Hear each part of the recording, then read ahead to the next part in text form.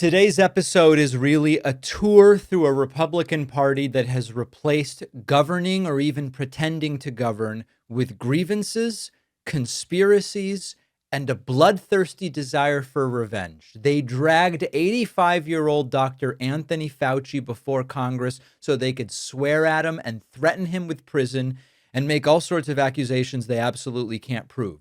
Ron Johnson then took it even further and said that the vaccines for COVID have caused mass suicide. We're also going to get into legally radioactive questions surrounding Barron Trump, and I'm going to try to avoid getting myself sued. And Donald Trump's hand-picked Federal Reserve chairman rejects Trump's demands for lower interest rates and undermines everything Trump said about Jerome Powell, plus another bizarre Oval Office performance involving windmills, human-like grass, Star Wars, and aides rushing the press out of the room. Plus, I will speak with speech-language pathologist Hilary Shae. I think it'll be a really interesting conversation. If they let me do today's show, I think it'll be a good one.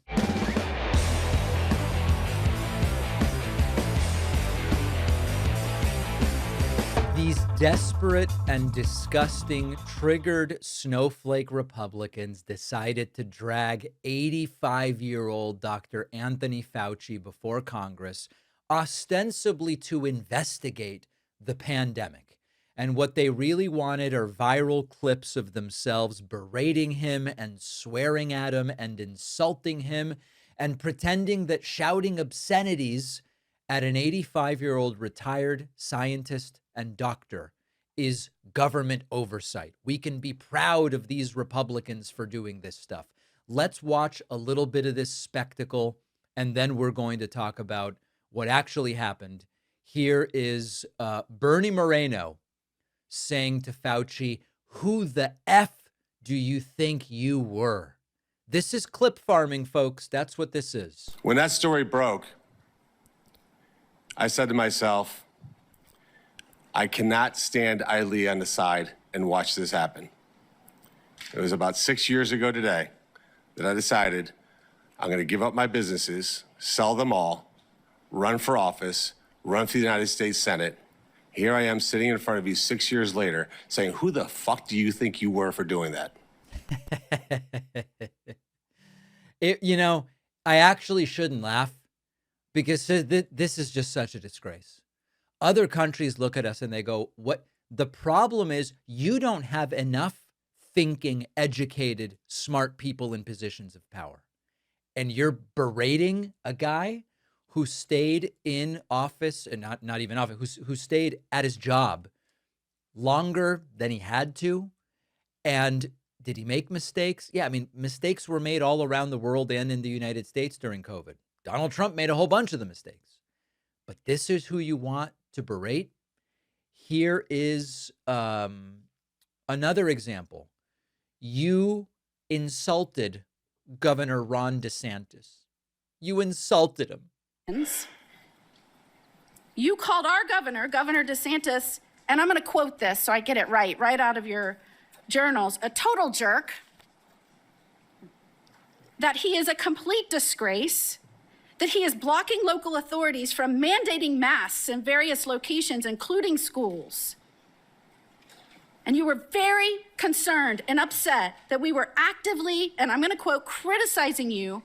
And we talked virtually every day about. I have to tell you guys, this sort of like what seems to be completely contrived indignance in her voice, I find it nauseating. I find it completely vomitous. Being wrong on everything.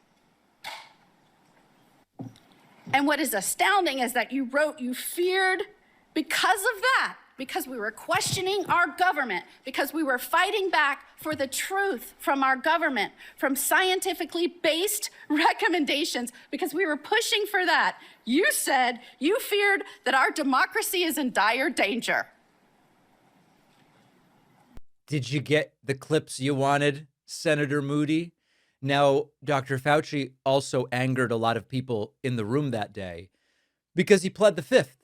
Now, the MAGA right loves to say, oh, only the mob pleads the fifth, only guilty people plead the fifth. It happens to be the framework upon which our legal system is based, that pleading the fifth cannot be used to infer or as evidence of guilt. And by the way, Donald Trump has pled the fifth hundreds of times when being deposed in a lot of different scenarios. Put that aside for a second. The clip farmers of the Republican Party tried to get their clips, like, for example, knowing that Dr. Fauci was not going to be responding to these questions. Senator Hawley goes, "What day of the week is it today?" Oh, he's so clever. He's so damn clever. Senator Hawley. Thank you, Mr. Chairman. Well, nothing says honesty like taking the fifth, huh, Doc? Talk to Trump about that. Why did Trump take the fifth 450 times during a deposition? Let's try something. What day of the week is it today? On the advice of counsel, I respectfully decline to answer based upon my rights under the Fifth Amendment to the Constitution. What color tie are you wearing? On the advice of counsel, I respectfully decline to answer based upon my rights under the Fifth Amendment to the Constitution. What color's the carpet in front of you? On the advice of counsel, I respectfully decline to answer based upon my rights under the Fifth Amendment to the Constitution. Let's just get one thing straight. You don't have any rights under the Fifth Amendment because you've been pardoned, as you've Now, of course, that's untrue because pardons don't cover state charges. I mean, it's like, this is just so stupid. very well know. As the Supreme Court has been clear for a century and more, Brown versus Walker, 1896, when he has been pardoned, he may not stand upon his privilege. You know that. Your lawyers sitting behind you now shifting nervously in their chairs. They know it. This isn't about the Constitution. This isn't about the law. This is about contempt. Now, some of you might notice that over Dr. Fauci's left shoulder is a familiar face, and it is the face of Fox News hostess Laura Ingraham. Now, the whole point of this was for Republicans to get their sound bites of them bullying an 85-year-old man. And part of this was that they brought in a group of people to stand up behind Fauci. Dr. Fauci, will you turn and look at these people? And one of the people that stands up when this goes down, again, it's clip farmers. These are like kick streamers. Laura Ingraham proudly and defiantly stands up. Take a look at this. This is so embarrassing. The world is laughing at the circus that we have become. Dr. Fauci, can you just turn around and look at the people behind you? You're not willing to do that? That's not a question. It's not a question. To your lawyers, not a question. It's a request. All you have to do is look up from your lawyers and look at the people who were absolutely shamed for saying what we know now to be the truth. You can't even look at them? That's a question. Are you able to look at them? You can sit down in the audience.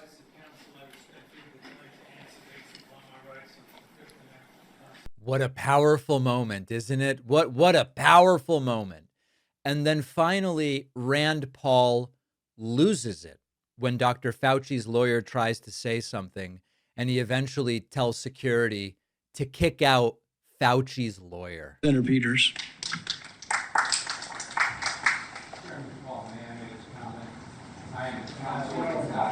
You're not recognized. You're not recognized.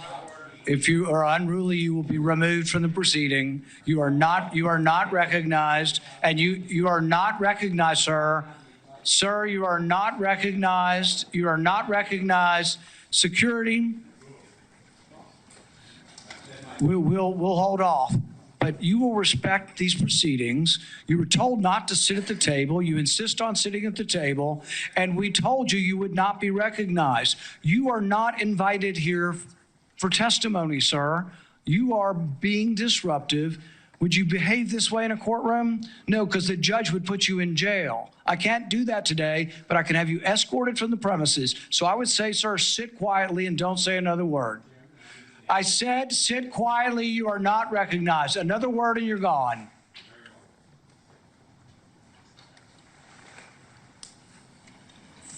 So, Mr. Chairman, I'd like to hear what the attorney has to say.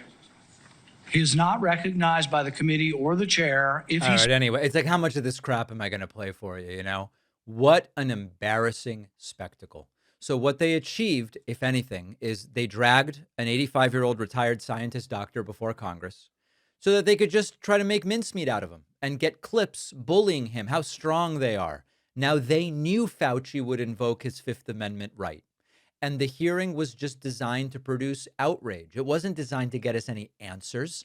And Josh Hawley even said from the dais, Fauci has no Fifth Amendment rights, which is an absurd legal determination, which, by the way, Hawley has no authority to make. And Rand Paul tries to get his lawyer removed for defending his client. Now, there are legitimate questions about pandemic policy. There are legitimate questions about public health messaging. Republicans ignored all of them because they wanted this stupid vengeance theater. And it's 7 years later, Fauci still has it's a quite extraordinary ability to trigger the entire Republican Party. What a world where they simply cannot contain themselves around this 85-year-old retired public servant. And when the hearing ended and they went on TV, it got even worse. These Republicans are so consumed by Dr. Fauci that they've graduated to inventing crimes. Here is Tommy Tuberville, who says Dr. Fauci killed 9 million people, and we're going to put him in prison. And then we'll get to others, Peter Navarro and others. Can any of these losers prove any of this crap?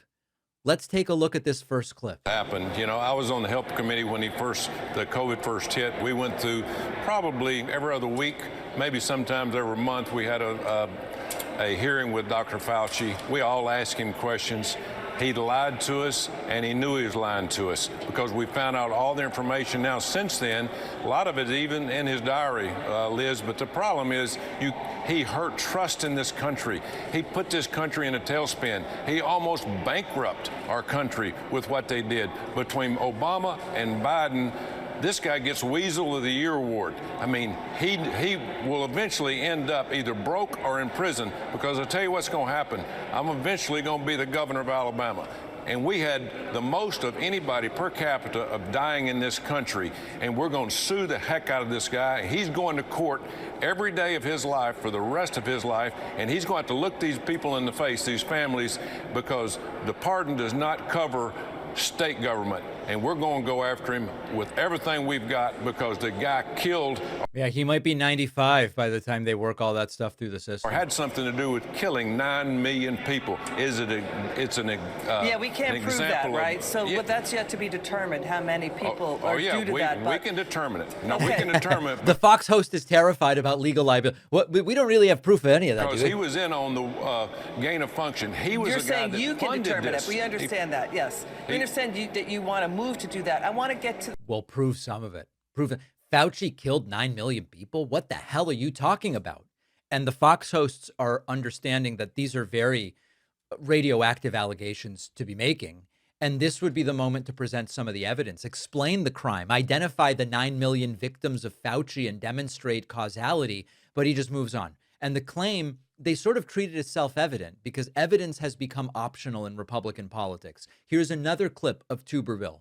And he says, we are going to put him in front of a court and in front of a jury. We're going to try to put him in prison. Everything, hopefully, in the next 6 months. This is on Newsmax, by the way. I'll be the governor of the state of Alabama. And I promise you one thing, we will find out if there's a possibility that we can bring him to Alabama to put him in front of a court and a jury to see if we can put him in front of a firing squad for all they care. This guy in prison. He killed millions of people, folks. I mean, this was a catastrophe. And everything.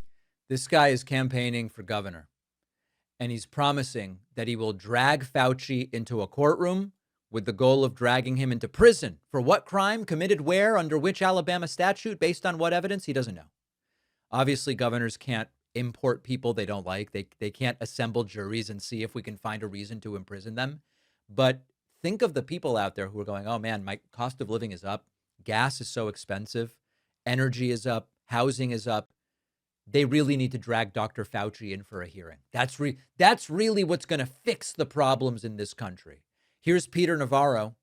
I had 1 million doses of hydroxychloroquine, and Fauci stopped me from giving them to people. All this stuff with science, Jasmine, I want to emphasize, tells us now works he was saying didn't work. I had 1 million doses of hydroxychloroquine in warehouses as the defense policy coordinator for the DPA that I was trying to distribute to hospitals, and he got the FDA to stop me from doing that. Thousands of people could be here in this country right now alive if I had been able to distribute that. Take that to the bank. That's what the science says. Okay. Wow. Fauci wouldn't let me give out 1 million doses of a medication I didn't know a damn thing about. Wow, poor me. Peter Navarro is a mediocre economist, okay? Not a doctor, not a pharmacologist, not an infectious disease specialist. The FDA revoked hydroxychloroquine's emergency authorization because we had clinical evidence that showed it doesn't do anything good for people in the hospital with COVID. And there are risks. There are cardiac complications. Navarro's story makes Fauci sound responsible for something bad. And you had a lot of political operatives that wanted to push an ineffective medication into hospitals. And fortunately, public health officials stopped them from doing it. Maybe Fauci did really save millions of lives, as I'm hearing this story from Peter Navarro. These people believe that this is what's going to save them in the midterms. They've lost on the economy. They've presented no credible argument for why any of them deserve to be reelected, or for Republicans that are running from scratch to be elected for the first time. And so they're going with, look at what Fauci did 7 years ago, when, by the way, Trump was president. And let's see if we can somehow use this hearing to clip farm and justify people voting for us for reasons we can't even really think about or explain. Pathetic people. And after the break, we're going to get into some of the meat of why they are so panicked. The David Pakman Show is an audience-supported program, and the best, most direct way to support the show is by becoming a member at joinpakman.com. You'll get the daily bonus show, the daily commercial-free show, and plenty of other great membership perks. Get the full experience by signing up at joinpakman.com.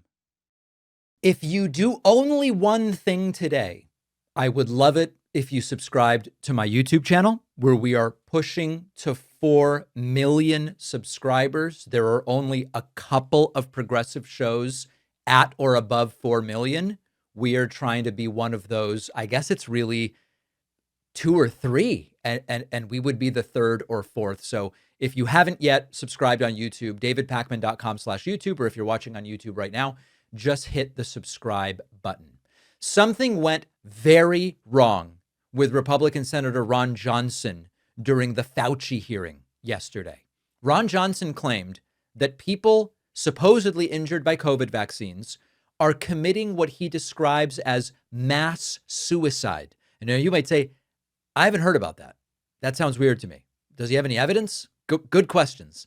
Let's listen to what Ron Johnson had to say about this. We haven't acknowledged these injection injuries. These people can't get treatment. They're being gaslit by their doctors. So it's all in your head.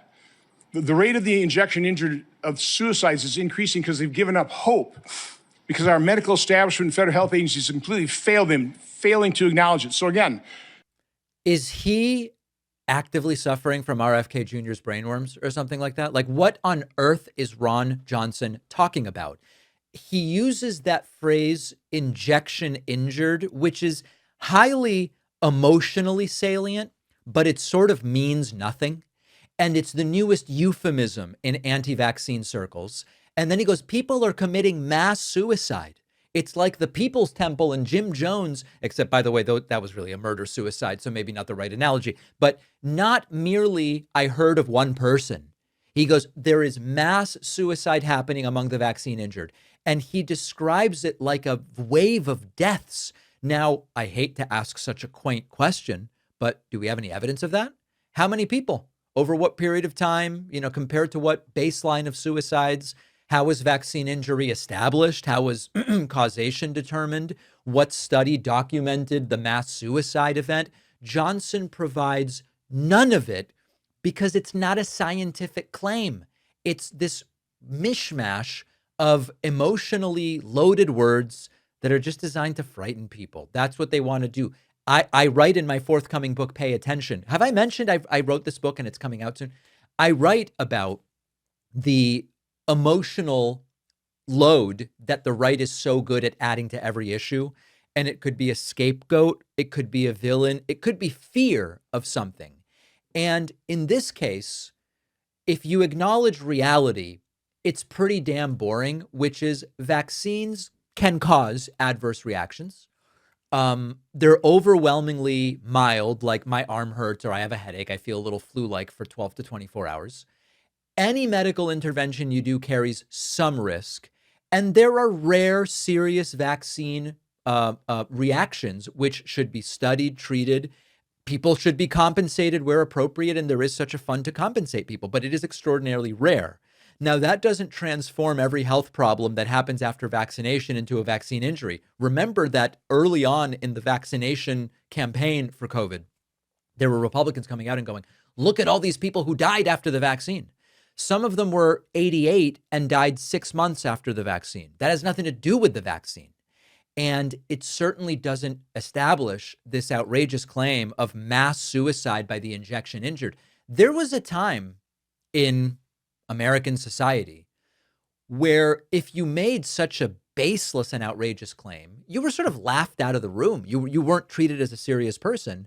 And all of a sudden, they are treating this like, oh my God, this means that we've got to drag Fauci in here and swear at him.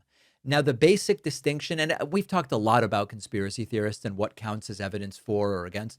The basic distinction that conspiracy theorists erase is that something that happened after an event doesn't prove that it happened because of that event. Hundreds of millions of people receive COVID vaccines. And within any group that large and that diverse in terms of health background and age, people will subsequently have heart attacks. People will subsequently get cancer or be diagnosed with depression. Some will get into car accidents. There will be tragedies because it's a very large group of people. If you're going to establish causation from the vaccine, you need controlled data, you need comparison groups, you need medical research. But Ron Johnson doesn't give a damn about that. He wants to clip farm and to get himself out in front of Dr. Fauci and go, the vaccine injured have committed mass suicide. And this is his identity. Years promoting COVID misinformation and treating these fringe speculations as though these are the facts and they are suppressing them. And during the hearing, he referred to vaccines as experimental gene therapy, insanely misleading phrase. And now he's escalating to this wave of vaccine-related suicides while presenting no evidence that such a thing exists. Tucker Carlson presented without evidence the idea that millions have died from the COVID vaccine.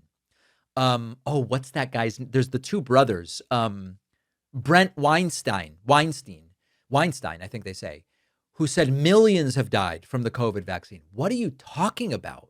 Now, this is a United States senator with staff, subpoena power because Republicans are in power right now. He could speak to experts. He could request legitimate research. If there were credible evidence of a mass suicide crisis among the so-called vaccine injured, we would have some data and we would be able to demand a serious investigation. Instead, he just blurts out this insane accusation and he moves along and he knows that the phrase is going to circulate. The anti-vaxxers are going to look at it like disaster porn and nobody's going to ask for proof. And this is really the point. Why did Republicans organize this hearing? Did they want to learn about Dr. Fauci's logic and saying X and not Y?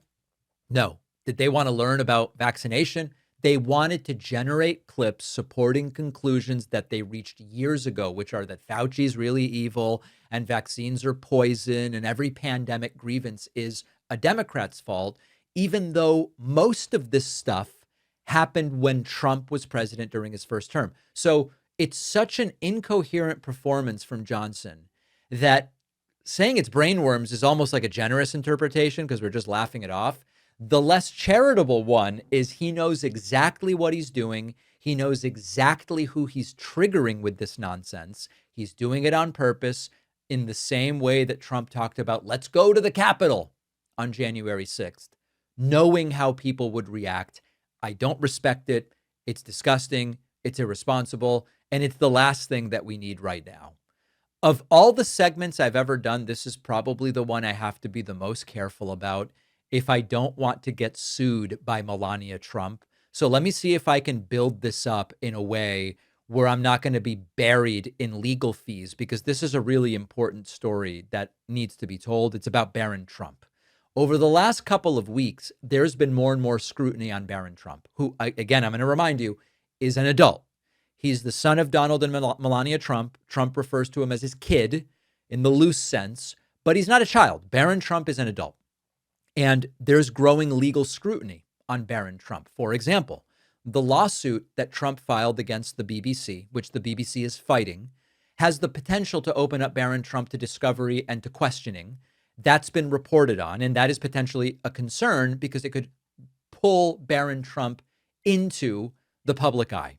Congresswoman Yasemin Ansari said that because Barron is an adult who was involved in Trump's world, he should be investigated for his possible connections to the Tate brothers, Andrew and Tristan Tate, who were recently arrested. So the point here is Barron Trump is increasingly a player in the misdeeds of Trump. Barron is subject to investigation. And as of this point in time, we have no firm evidence of criminality. Those are the facts.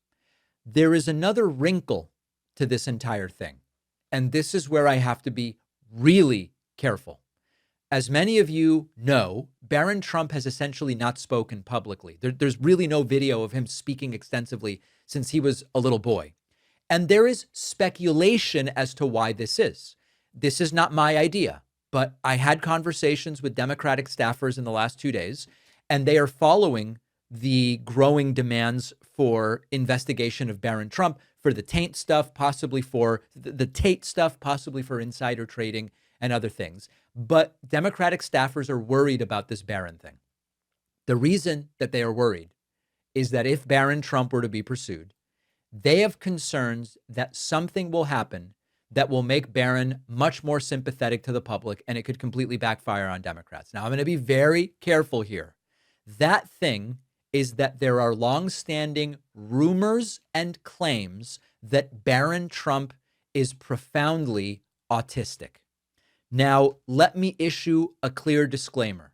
This segment constitutes commentary and opinion based on statements, claims, and speculation made by others for which a public record exists. Nothing in this statement should be construed to state, imply, or suggest that I have any personal knowledge that Donald Trump is autistic, profoundly autistic, or has any other medical or developmental condition. I hope that that's clear. If Barron Trump were autistic, and I'm not saying that he is, there would be a situation where aggressively pursuing him could backfire spectacularly on Democrats. We saw a version of this when right-wingers were mocking Tim Walz's neurodivergent son, Gus, and Gus became emotional at the DNC in 2024. And the cruelty with which Republicans were going after Gus became a big story. And the public mostly rallied around Gus Waltz, and even Ann Coulter deleted her attack after the backlash. And the people that were trying to embarrass the Waltz family ended up making themselves look really monstrous. Now, Barron is an adult. Adulthood matters. If there is legitimate evidence connecting him to Andrew or Tristan Tate or to any relevant conduct, insider trading, whatever people are talking about, just because he's Donald Trump's son doesn't mean he's immune from investigation. Neither would autism. But investigators should follow specific evidence. They should ask questions about conduct. They shouldn't engage in any kind of amateur diagnosis or talk about Barron's mannerisms or turn this into a spectacle. If Barron were ultimately revealed to have some kind of developmental disability, Trump and Melania would immediately portray every question, every subpoena, every investigation as look at these nasty Democrats bullying a vulnerable young man. Now, that characterization may or may not be fair, but it would be really effective. And all of a sudden, any of the underlying acts potentially committed by Barron would just become irrelevant. Sympathy would pour in. Trump would get to play the protective father instead of having to account for what his adult son may have known or what his adult son may have done. We know this is a huge red line for Melania because in 2016, her attorney threatened legal action over a YouTube video that suggested the then underage Barron might be autistic. And the creator, who at the time said he was autistic himself and he was intending the video to defend Barron, removed the video and apologized. And Melania's attorney categorically said Barron is not autistic. The speculation in and of itself is bullying. So this is not just a sensitive subject in the abstract sense. This is a subject where Melania Trump has deployed lawyers and has demanded retractions and apologies. So again, please note, all right, I am reporting on things in the public record. I am not alleging any condition. I am not disputing any statements about Barron's circumstances or any of that. Okay. The point is, people who are pursuing Barron politically, you need to understand that there is concern about this. If you have evidence of wrongdoing by Barron Trump with regard to the Tates or trading or any of this stuff, present it carefully, present it professionally. If all they have is rumor and innuendo and, footage of Barron from when he was 10, you got to be really careful with that stuff. And if this backfires and it is seen as potentially cruel and designed to embarrass or humiliate or something like that, sympathy is going to immediately grow, and it could end up being a really ugly and difficult situation. So these are the things that Dem staffers have said they're worried about, and I think it very, very clearly has to be considered. If you like this show, I would love for you to get my Substack writing. Each day, I'll send you a rundown of what's on the show, what's happening, what matters, why. It's free, no spam. Substack is also the only place where we own our data. So if we get censored on social media or on any platform, Substack's going to be the only way I can tell you what is going on. Sign up now at davidpakman.substack.com. Today, I'll be speaking with Hilary Shae, a licensed and certified speech-language pathologist with 12 years of experience, specializing in concussion and neurological disorders. Hilary, great to have you on today. I appreciate your time. No, it's great to be here. Thank you. Listen, we could start in a lot of different places, and I'll mention a few, and then we'll pick a place to start. We've observed in Donald Trump what appears to be a diminished range of vocabulary, that the sort of number of words he uses is diminished over time. We've seen these, what I call glitches, where when he gets a word wrong, there's a physical thing where a shoulder goes up and he seems to almost reboot, for lack of a better term. Yeah. All of this stuff that as a layperson I observe, and I don't know what to make of it. You work with folks in a lot of situations that seem to have overlap with what we see with Donald Trump. As a layperson, am I making something out of nothing, or are there clinically relevant observations that we can make here? No, you are on target. And at this point in his decline, I think it is just very easy for people to identify it without any type of understanding of why. And that's one of the reasons why I talk about this on my channel, concussiontalks.slp, is because there are reasons why. So with that question, I actually want to separate out twitches and glitches, because there's two different things going on. And then when they occur at the same time, there's a reason. So the twitches are something likely something that's called myoclonus. And a myoclonus is going to be a brief burst of an involuntary muscle movement. So that's where you see kind of the arm go out, the shoulder go up, kind of whatever. What's happening within the brain networks is that the brain is supposed to be regulating and suppressing unwanted motor movements. If you think about kids, they're all over the place. Their brains haven't developed enough to do this. And then kind of as we age and the brain declines, it comes back. So the frontal lobe should be suppressing unwanted motor movements like those twitches. That's called inhibitory control or disinhibition. But what happens is, as brain decline and dementia, it damages the circuits. We have this excitatory go do this, inhibitory stop. Then we have what's called cortical excitability. This is a lot of neuroscience, but it's basically just the neurons are very hyper excitable, and that results in these sudden muscle contractions that are unwanted. So now, why are they happening in conjunction with the word glitch? Glorious milestones of all time, and you know what that is, 250. Yeah, so the word glitch, that has to do with where the brain's energy is going. The brain's energy is going to the glitch. The glitch is its own separate issue, a language difficulty, phonemic paraphasia. So because the brain is already struggling to suppress these movements, now all of a sudden it's putting a lot more effort to this speech because there was an error and it has to think, how do I correct this or how do I get out of this situation? The twitches happen more frequently. Okay, now I'm trying to think of if I, for example, am doing a difficult math problem in my head.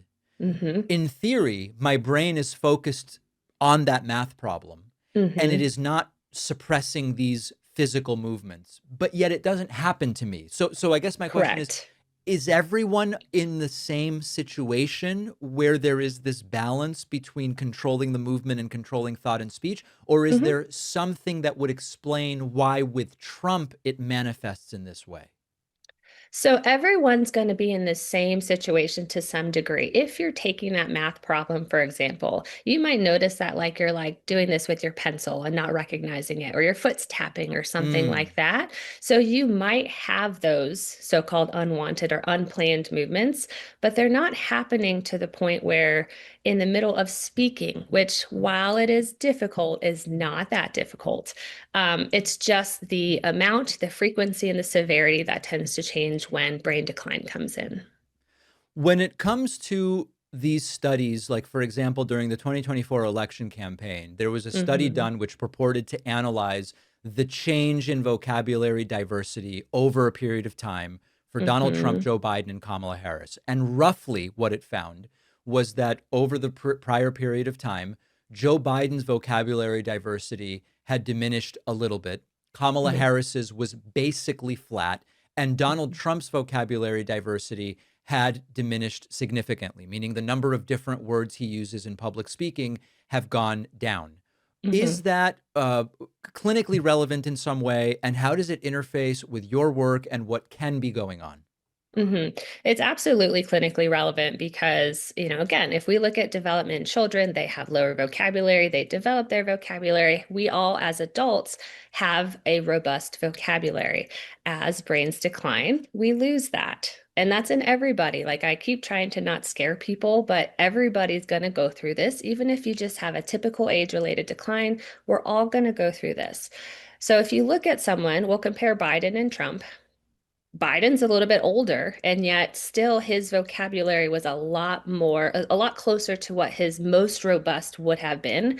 And then you look at Trump, and those percentages are so different. So that signifies that the brain deterioration in Trump is much more significant than in Biden. I can look at those numbers and go, wow, this 80, I don't know how old he is anymore, but 84 and 80, I think, year old man, like his vocabulary is very repetitive. It's very monosyllabic, which sometimes is going to have to do with the fact that it's really hard for Trump to say multisyllabic words right now. I am here to announce my candidacy. There's also some perseveration where it's not just the words that he uses are the same. He also just says the same stuff over and over and over again. Why are we still talking about the 2020 election? It's because he is perseverating, which means just getting stuck in a loop on the 2020 election and among other things. There are a lot of other things where he says almost the exact same thing in every speech. So there's a lot that goes on. You give the Montreal Cognitive Assessment as part of your job. I do. First of all, getting a perfect score on it, as Donald Trump claims to have done numerous times, what can that tell us and what can it not tell us? So if he actually got a perfect score, a 30 out of 30, it honestly tells me nothing. Nothing really positive or negative. Why is Because that? a 30 out of 30 on the MOCA, you should really be able to achieve that with even people who have dementia, who come into my office, who already have a diagnosis, can still sometimes get 30 out of 30 on that test. I actually gave it to my 5-year-old. He was 5 at the time, just to be like, hey, guess what? Like my son almost passed this test and he's 5. He doesn't know what an analog clock is, and yet he missed points for that, but he could still do well enough. So 30 out of 30 doesn't actually tell me much. The fact that he has taken it multiple times over the course of a year and a half tells me way more. Because Okay, let's dig into that. So there's the claim that the reason Dr. Oz said Trump constantly takes it because Mm-hmm. he knows he scores well and he likes scoring well on the test. It gives him something Mm-hmm. to talk about. Others Mm-hmm. have speculated you would only be administered this test so frequently if there was a concern. Is it Yeah. possible that because he's president and he wants to brag about it, he's just being given the test regularly? I mean, if I were a good clinician, I wouldn't give it. That you're not, there is something with retest reliability. The more that we give a test, the more potential there is that someone who took the test 6 months ago could remember things. With the MOCA, I will say there are multiple versions. They test the same skills but have different animals, let's say. Right. It could be a But giraffe one day, but an elephant the next, or something yeah. like that. So Yeah. we do have a few different versions, but it's not clinically relevant. So even if the president of the United States was like, I really want to take this test, I would try to steer him in another direction and say, hey, you did so great the last time. We don't even need to take that test. We know you're fantastic. There's no good clinical reason to give it unless they are tracking decline, possibly medication use. There's always that question of, is he taking this new medication? Is he getting some medication none of us even know about? And so people who are in studies will likely get the MOCA or whatever test they're being given multiple times more frequently than the general population would. So if they're actually doing it, not just to say, sure, President Trump, if you want it, let's give it to you, they're looking for something, whether it's decline or medication. How is he responding to medication?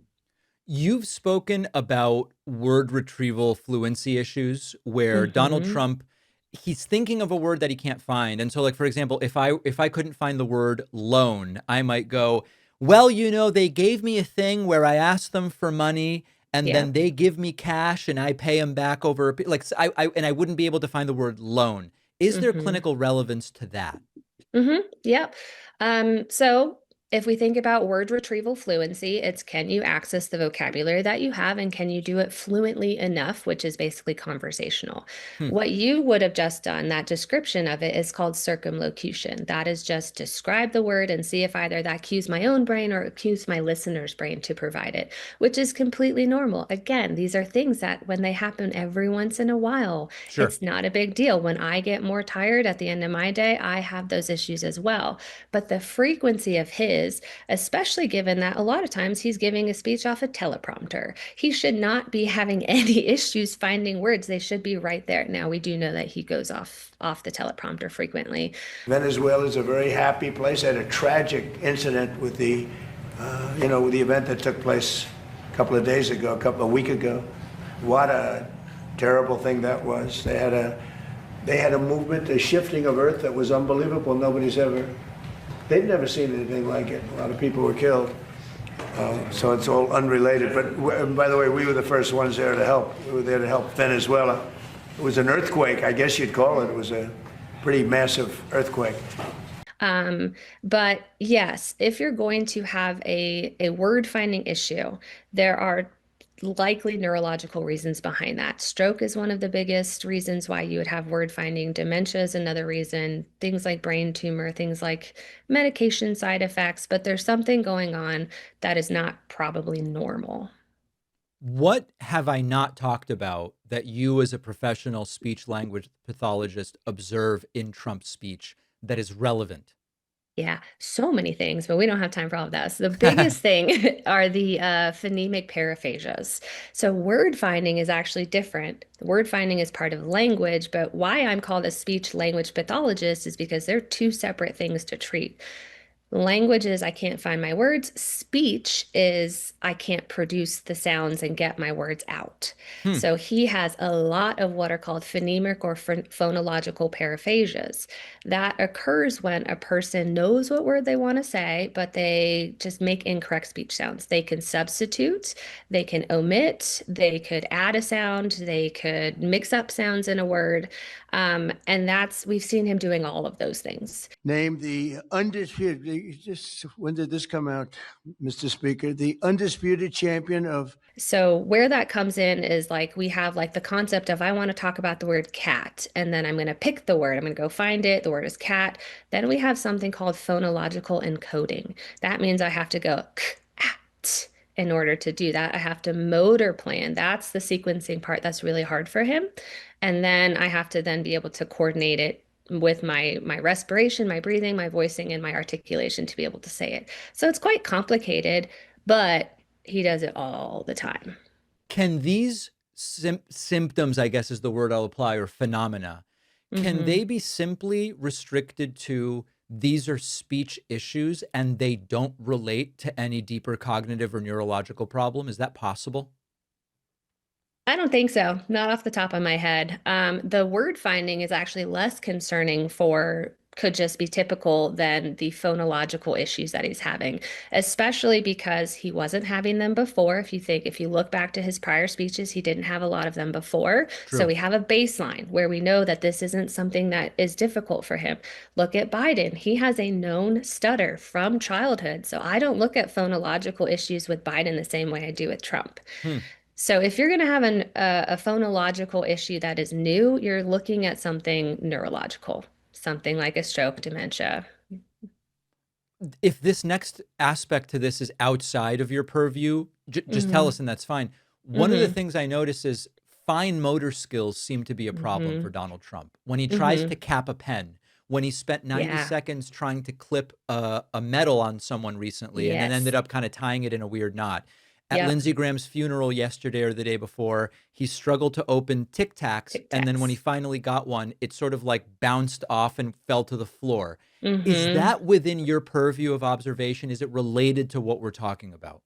Absolutely. It's not necessarily something that I treat because it is more of a physical or occupational therapy, but we look at the whole person. And if you're going to have issues with coordination with your speech, I'm guessing you're going to have issues with coordination elsewhere. Why is that? What's the connection? Oh, it's just the brain controls everything. So fine motor control of your articulators is the same thing of fine motor control with your fingers, right? So yeah, I've looked at, his handwriting. I mean, you can see that perseveration in his signatures. I've done a couple videos when he's doing executive orders and he'll kind of start it and it's like a jumpy thing. So it's not smooth and coordinated. He also has his it's like it just keeps going and going and going. You mentioned he can't cap the Sharpie again. All of those fine motor controls, it's not just the muscles themselves, it's the proprioception, where his body is in space and what his arms and legs and things are doing. It's visual perceptual processing. It involves more than we think. So when you have general brain decline, everything becomes affected.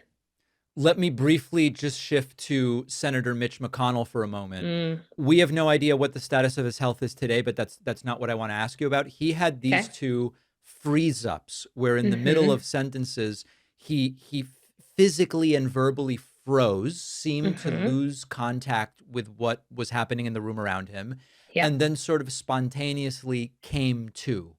Can you talk to us about whether that has relevance to your work and your specialty? Because there's really, the only explanation we've gotten from his office is he's feeling better after that happened, which doesn't really explain what happened. Right. It does. If he were my patient, ideally, I would know exactly what was going on. It would be concerning for either epilepsy, some type of seizure, or it would be concerning for something called a TIA, a transient ischemic attack. So some people call that a mini stroke. Mini strokes kind of are there's nothing going on. It's very short. You typically wouldn't see it on brain imaging. You might see if there's been there's some history of what looks like a TIA.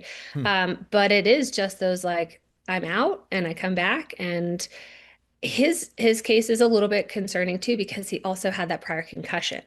And concussions, you're potentially more likely for seizure, and he was likely not fully recovered from that concussion after the fall. So, I mean, his case is his brain is also not appropriate to be a senator in the United States Congress, and he needs to. I mean, that was before this unexplained mystery hospitalization. What would be the testing that would be done on related to that after such an incident? Yeah, they'd probably do CT scan and or MRI. They might be doing testing for seizures with EEG. And then from there, it's monitoring, honestly, because they sometimes are not going to show up. But it's like you would think about, well, what recommendations do I have? If they think it's seizure, they might put them on an anti-seizure medication. Otherwise, though, they're going to say, hey, you should, decrease the stress in your life. Like that's going to be lifestyle changes are going to be huge. You should try to get exercise and eat healthy and not be stressed out. And that's not exactly what a senator is doing. All right. Well, as we know, he's now been missing for over a month, and it's a whole Mhm. other can of worms that we're dealing Yes, with it right is. now. We've been Yeah. speaking with Hilary Shae, licensed and certified speech language pathologist. Really appreciate your time and your insights today. Thank you so much. Yeah, you're very welcome. The David Pakman Show is an audience-supported program, and the best, most direct way to support the show is by becoming a member at joinpakman.com. You'll get the daily bonus show, the daily commercial-free show, and plenty of other great membership perks. Get the full experience by signing up at joinpakman.com. We just learned that GDP growth in the second quarter of 2026 slowed to just 1.5%, a number that Donald Trump previously has said is terrible. Trump promised 4, 5, 6% GDP growth. We got 1.5. And in the middle of this economic disaster for Trump, remember that Donald Trump spent more than a year blaming the former Fed chair, Jerome Powell, for everything that's wrong with the economy. Remember, interest rates were too high. Powell is incompetent. He needs to reduce them. Mortgages are expensive because Powell hates Trump. The Federal Reserve should be cutting rates immediately and it would be great. Well, Donald Trump finally replaced Powell with his own handpicked chairman, Kevin Warsh. And Warsh just did exactly what Powell has been doing. The Federal Reserve has decided to keep its federal funds interest rate unchanged. He didn't lower it. Now, Warsh did do everything possible to make this more emotionally comfortable for Trump. He said the economy's good, other than all the inflation. He celebrated supposed business investment. He said inflation is a bigger problem. It's Biden's fault. So Warsh has given Trump the propaganda he wanted. But the thing that Trump really desired, lower federal funds rate, Warsh isn't doing. Here's Warsh justifying the decision by saying we have 5+ years of high inflation. In other words, blame it on Biden. As before, the policy statement conveys just the facts. It's steering clear of forecasting, a choice we consider especially prudent at these uncertain times. Uncertainty, however, does not mean a lack of clarity. For some households, businesses, and market professionals, 5 years of high inflation have left a mistaken impression that's hard to shake, that the Fed's implicit inflation target was somehow above 2%.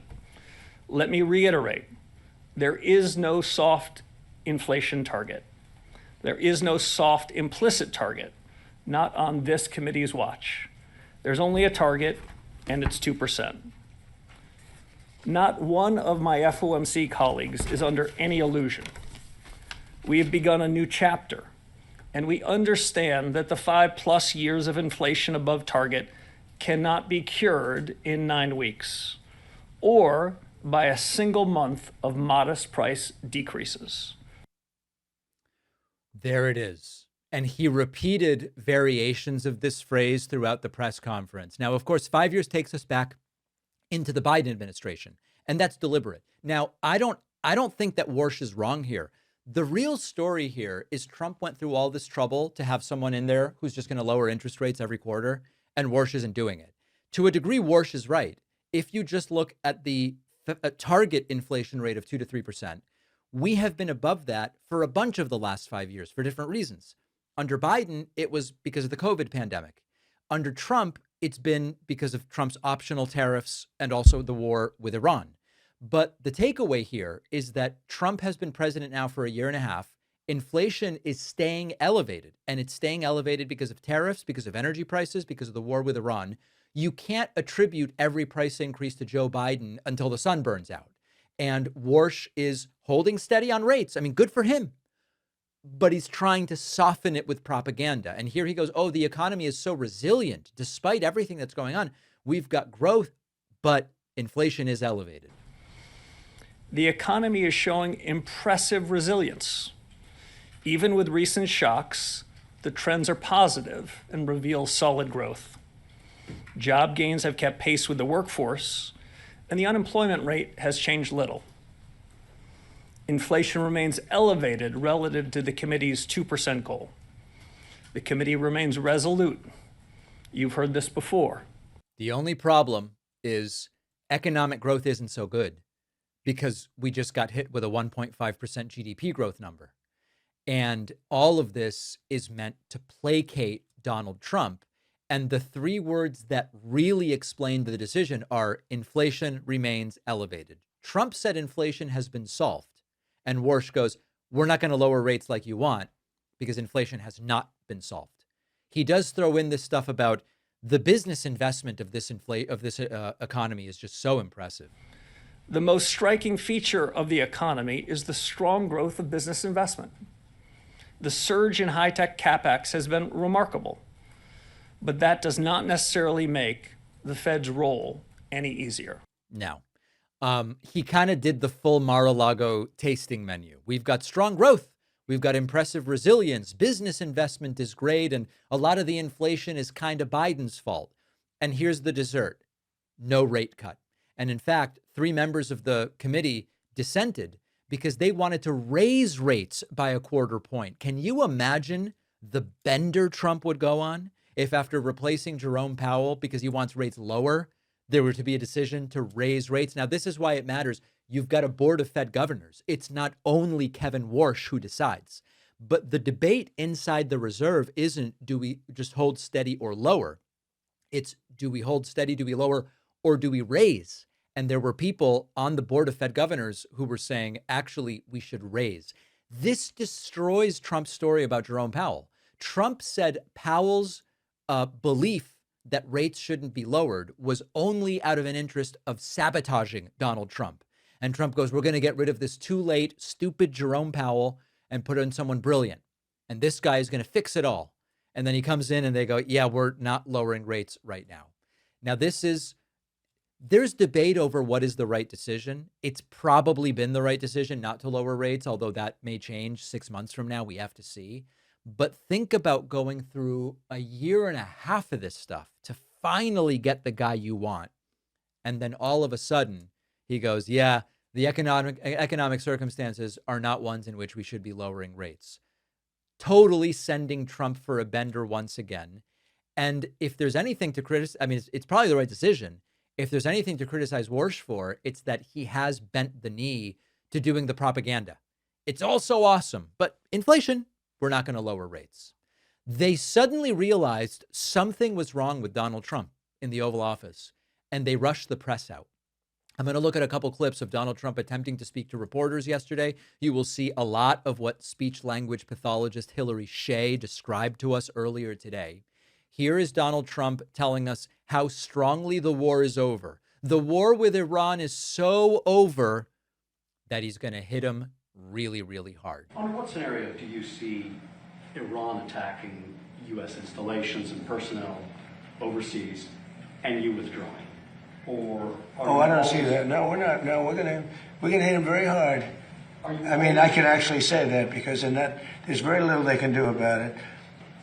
It was a different group than we're dealing with. They've already apologized, but we got to smack them a little bit. This war has ended so strongly that we are now fighting multiple groups in Iran by Donald Trump's own description. But we've won this thing 50 times. Another Trump promise, I'm sure you remember, was the war between Russia and Ukraine is going to be over so quickly. When I get elected, when I get sworn in, within a day, within 100 days, and it's continuing. And Donald Trump weighing in on his recent meeting with Ukrainian President Vladimir Zelensky, he says, listen, I get along with both of these guys, and we should really end this thing. Just end it. Trump's frustration really coming through. How was your meeting with President Vladimir Zelensky yesterday? It was good. Did you see a time scale? No, it was good. Look, he's out doing his thing. I'd like him to end the war. So it's very simple. I get along with both. I get along with President Putin. I get along with President Zelensky. Like I told him, I wanted to end the war, get the war ended. Thousands of people. Just ban the virus. Just end the war. 25,000 people died last month. That's standard. And it's not acceptable. So now back to the real world briefly. There is reporting that Zelensky and Ukraine are planning a massive attack against Russia. Massive, massive attack. Trump, weirdly on this grass thing, where he says grass is like people, it's a very, very strange chapter in the novel that is this insane presidency. Changing all the grass in all the parks. That's going to be changed very shortly. We need Kentucky bluegrass because that's where Mitch McConnell is from. So because the grass is very, grass is like human beings. Grass is a life also. And we're changing, we're raking, cleaning, and changing all of the parks. We don't have people, we don't have the tents anymore. We don't have all the barbed wire up. We don't have the wire up. Have you ever met a blade of grass that really pissed you off because it was so arrogant? It's just like people. Donald Trump continuing his brutal war against wind energy. And he goes, hey, you know what? When you see windmills, by which he, of course, means wind farms, you know that country is failing. Boy, I've got some facts for you in a moment. Zero, which is almost hard to believe, but that's what the report says. Our borders become very strong, and your border is very weak. He's got that problem, and he's got energy problem. He's got windmills all over the place, and anytime you see windmills, you see a failing country. Windmills means failure. Now, it just so happens that Donald Trump's favorite state of Texas has a huge amount of wind power. It also happens that China, which Trump has said before, China's not stupid enough to do this wind power. China is doing a lot of wind power, and they are absolutely crushing us. Just really strange. He's furious with wind power. A really bizarre and demented word salad. I won't even introduce this one. Just see if you can make heads or tails out of this. And then I don't know if that's because it's the right thing to do, which it is, but it's also that whether you're a Republican or Democrat, you don't want to go and be subjected to this airport, because this airport is it's a terrible place to be, and it's going to be, I believe it'll be rated within a few years, it'll be rated the best airport in the country. So it's going to be so efficient. Right now it's totally inefficient. Between the trams and the Star Wars thing that they call it, the Star Wars, and elevated buses, and nobody knows what's going on. It's a real mess. And not only that, Donald Trump says air traffic control towers are falling down, literally falling down, not figuratively, not metaphorically. I researched this. It is simply not happening. But why let the facts get in the way of a story? Bunking into each other at an airport. But where planes come too close, where planes, in the case of the helicopter the helicopter hits the plane, we are working on air traffic control to redo the entire system, including the new towers, because the towers are obsolete. You don't think of it. You see a tower and it looks fine. You go into those towers, they're literally falling down. So we're talking about new towers and all new air traffic control. I looked, I could not find a single story about a single air traffic control tower that was falling down. Donald Trump wanting to solve problems poorly that are not even real problems. And finally, as it became clear to the aides in the room that Donald Trump was starting to decompensate and he simply couldn't do it anymore, the bevy of aides, who mostly have the same look. I don't know if, am I not supposed to notice that? The aides have a very similar look. They just rush reporters out of the room.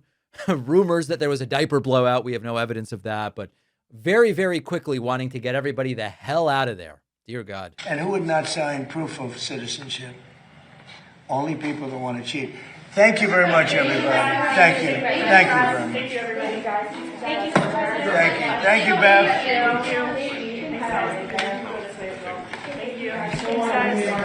Thank you, guys. Thank you, guys. Thank you, guys. Out.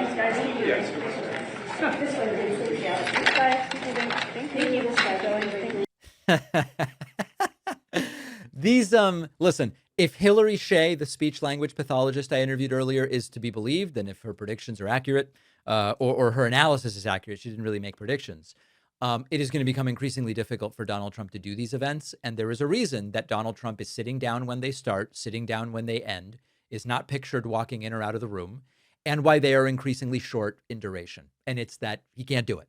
It's not working. Now, on the bonus show today, a key committee vote for Todd Blanche has been postponed, and there is a big problem for Donald Trump's attorney general nominee, a problem that I love, I'll be honest. Elon Musk's XAI is suing Minnesota over banning nudification technology, and a U.S. government map of Africa mislabeled every single country. Can you believe this crap? When Sarah Palin said Africa is a country, that was embarrassing. But labeling every country incorrectly is even worse.